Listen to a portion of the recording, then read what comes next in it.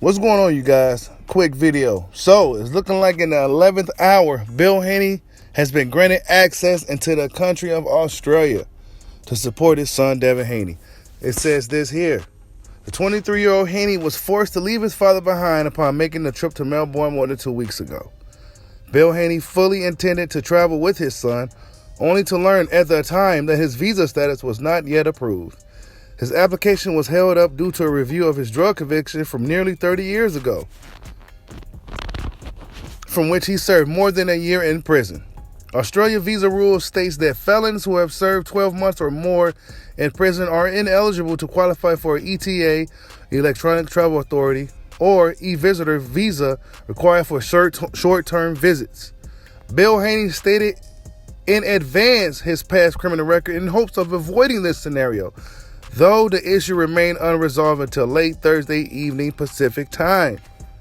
So yeah, it makes you wonder, is this part of the game that they was playing? I mean, shit, if Bill Haney sent the information out prior to them even going out there to prevent this, you know, what was the big issue? 30 years ago, people. I mean, Bill Haney's probably a totally different person, you know, but like I said before my initial video, when we found out that he was denied, sometimes the things you do in the past come back and haunt you in the present or even in the future.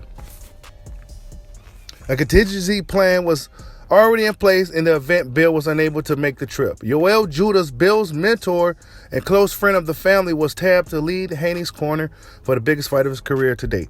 Yoel Judas is Zab Judas' father, for those who don't know. There is now a chance that Bill Haney will arrive in the country in time to coach his son in a bind to become the youngest undisputed champion in the four-belt era. Wow.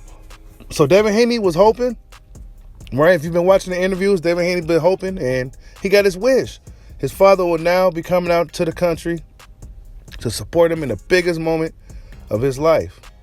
It's that's cool, man. That's real cool. You know what I'm saying?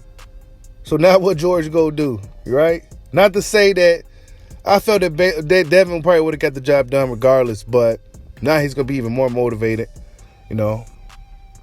The moment's going to feel right because they was on this journey together.